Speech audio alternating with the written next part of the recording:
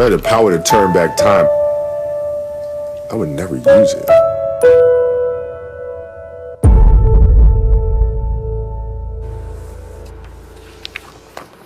It's been 1 year since Kobe tragically passed, his beautiful daughter Gigi, and 7 others. Obviously, Kobe's such a legend. One quote I want to share with you guys that he always said, the most important thing is to try and inspire people so they can be great at whatever they did. And I feel like that's what he truly embodied, to be better every day and inspiring others to be better every day as well, and the commitment to that. Max, I'll start with you. How will you remember Kobe? Well, as a person, to the extent that I knew him, and I knew him a little bit when I was in L.A., I communicated with him pretty regularly. I was there for 6 years. He was, the first thing I think is he loved his family. Like, he loved his family. And he was interested in trying to make the world a better place. And what struck me about him is he was intellectually curious. Kobe was extremely bright.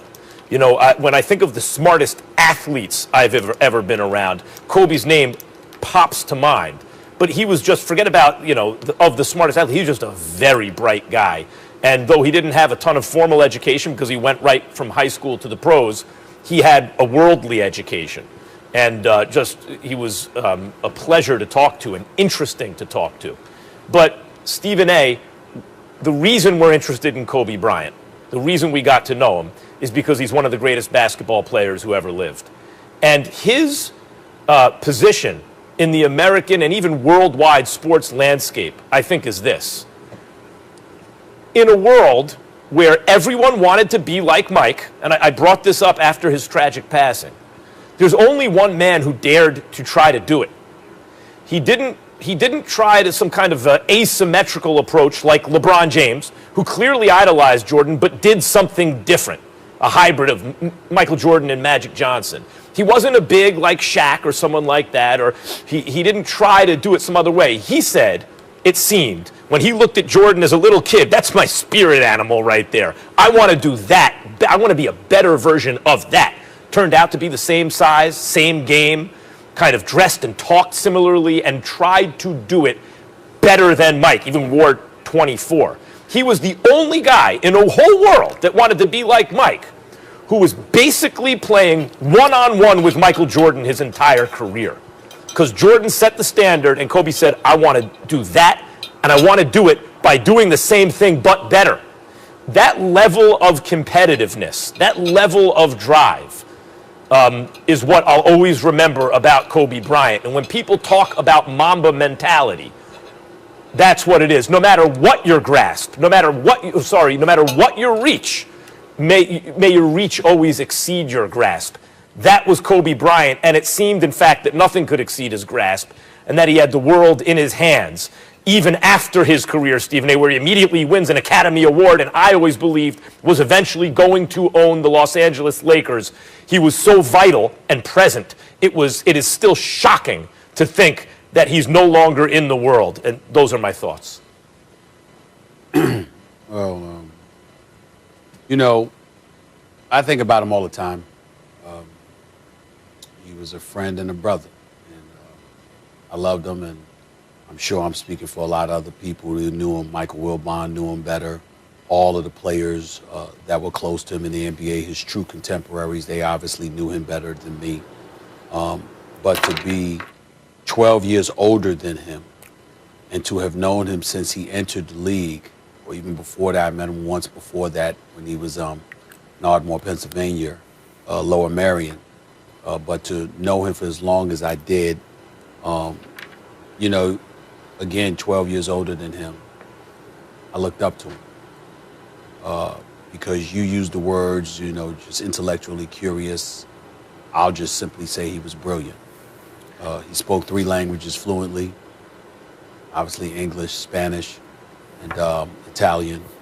I believe that he was almost finished, if he had not already been finished, learning German and Mandarin. Just a brilliant brother, business savvy, highly intellectual, incredibly tenacious in everything that he decided to do. And he was a true motivator. He was about pushing you to be all that you could be. He certainly did that with me. We used to talk about what he looked at me doing. Some of the career aspirations that I have fed off of conversations with him because he was that brilliant. And when he spoke, you listened because you knew that he was somebody that had something very, very significant to say. He wasn't about the games. The only game he was about was the game of life and pursuing it with a level of vigor that could ultimately help you ascend to heights that you did not even know that you could reach. And when you talk about him being who he was clearly an ambassador as well, because he was somebody that grew strength over recognizing his ability to motivate so many other people, because when he was younger, that wasn't the case.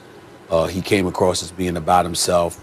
He was about winning at all cost, having that tenacious mentality, becoming a champion, solidifying himself as one of the greats to have ever played this game. And then obviously, through trials and tribulations, he grew to appreciate so many more things about his life and about the life of so many other people, particularly that of his wife, his beautiful children. The list goes on and on and on. And so as a result of that, he just became more and more comfortable in his own skin. And the more he conquered challenges, the more at peace he became. And, you know, just being a 5-time champion, a league scoring champion, a league MVP, an Olympic gold medalist, and all of this other stuff, just the phenomenal things that he had accomplished in his career. The last time I saw him was on New Year's Eve, 3.5 weeks before he passed away. And, you know, we were partying together New Year's Eve in LA. And it was the happiest that I had ever seen him. He was completely at peace. His guard was down. Anything that he had to prove was only to himself. He knew that he had reached a point, a stratosphere in his life and in his world where he was completely validated, and there was nothing else to debate or argue about his stature, his cachet, and his ascension in the world of sports and beyond. And so when you look at that, to know Kobe for as long as I've known him, the Mike Wilbons of the world, and so many others that have been covering the NBA for so long, to see him in that place mentally, emotionally, spiritually, it was just not only incredibly uplifting, it was just a beautiful, beautiful thing to see. Because at age 41, just imagine that for a second, y'all, to be 41 years of age and to know, okay, you've achieved the level of success, wealth, significance, cachet, all of these different things. There are no more questions. The only pressure that's left in your life is the pressure you bring upon yourself. And that's it. We all dream to have to reach that kind of place mentally, emotionally, and spiritually. And he was at a point where, again, talking about his beautiful daughter, Gianna, she's going to UConn, Stephen A. She's going to be All-American, Stephen A. She's going to the WNBA, and she's going to be a star in that too. Wait until you see this girl. That's how he talked about her. He loved all his children, and he was so in love with his wife, Vanessa. To know that, you know, at age 41, such a wonderful life, what he had evolved into, such a wonderful person is gone from us. You know, read Bill Plaschke's column in the Los Angeles Times today. It pretty much says it all. You still can't believe he's gone.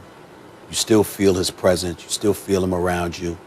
But that presence that you feel also serves to remind you that he is no longer here.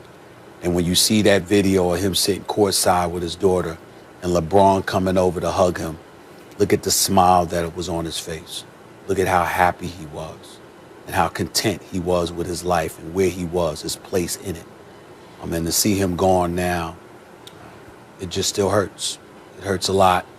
And it's going to hurt for a very, very long time. I think it's going to hurt forever, because no matter how much further in life we all go, the fact that you know that he was gone at the age of 41 is just something that's pretty damn hard to get over, when he had so much that he was still willing to, looking forward to giving the world. God has a plan for all of us. We understand that. But some are a bit more harder to stomach than others. No question, Stephen A. And one thing I just want to mention is he was a devout Catholic, and he and Gigi did go to church that morning, went to Mass before they tragically died. And Stephen A., I'm sorry for your loss. Obviously, I know so many people at home are hurting, and we lift up Vanessa and the 3 other children in prayer today. There's 3 daughters. We know how difficult this past year has been, and of course today. And I just want to say what the Mamba mentality means to me on a more positive note is every day showing up, facing adversity head on, and trying to be a better version of yourself, only comparing yourself to who you were yesterday and striving for greatness. And he's inspired me, and he's inspired, I know, so many people around the world, and will continue to, because he always tried to elevate himself spiritually, mentally, physically, emotionally, not just on the basketball court. So rest in peace, Kobe Bryant. It's been 1 year, but his legacy lives on and remains strong. We'll be right back after this short break.